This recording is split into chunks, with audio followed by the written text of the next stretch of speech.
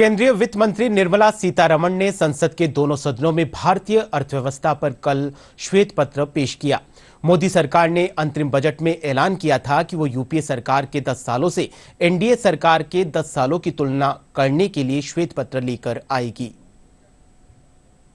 केंद्र की मौजूदा सरकार ने भारत की अर्थव्यवस्था पर एक श्वेत पत्र संसद में बीते कल पेश किया, जो 2004 से लेकर 2014 तक यूपीए सरकार के दौरान का है। उन 10 सालों में प्रधानमंत्री रहे डॉक्टर मनमोहन सिंह के कार्यकाल में अर्थव्यवस्था को लेकर जो फैसले किए गए, उन सभी का लेखा जोखा इस श्वेत पत्र में है। वित्त मंत्री निर्मला सीतारमण ने इसे सदन के पटल पर रखा।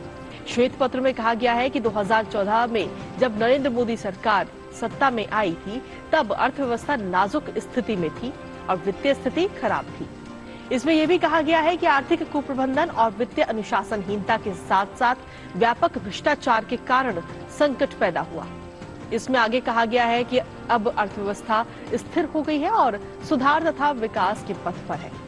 पिछले 10 सालों में सरकार ने पिछली सरकार द्वारा छोड़ी गई चुनौतियों पर सफलतापूर्वक नियंत्रण पा लिया है।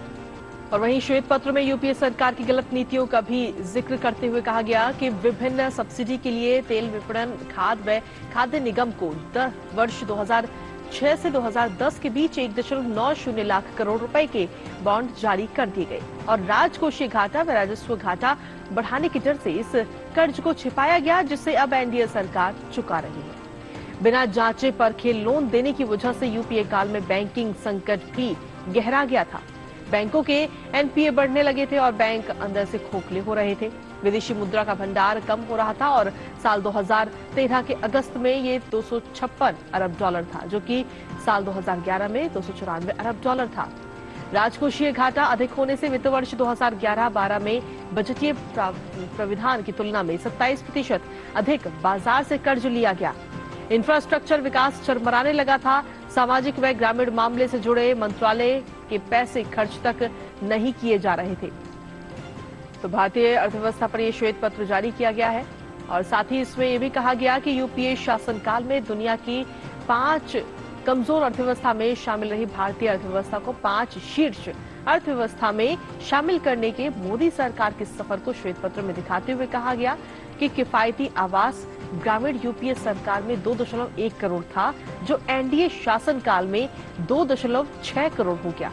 वहीं शौचालयों का निर्माण यूपीए सरकार में मात्र 1.8 करोड़ था, जो कि मोदी सरकार में बढ़कर 11.5 करोड़ घरों तक पहुंच गया। असंगठित क्षेत्र में श्रमिकों के लिए किफायती पेंशन के लाभार्थी यूपीए सरकार में मात्र 36.4 लाख थे, जो एनडीए सरकार में बढ़कर 6.1 करोड़ हो गए।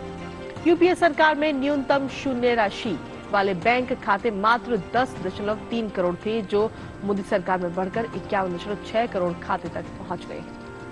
कुल मिलाकर देखा जाए तो देश भर में ऑप्टिकल फाइबर नेटवर्क यूपीए के दौर में मात्र 6,577 किलोमीटर था, जो कि मोदी सरकार में 6.8 लाख किलोमीटर तक हो गया।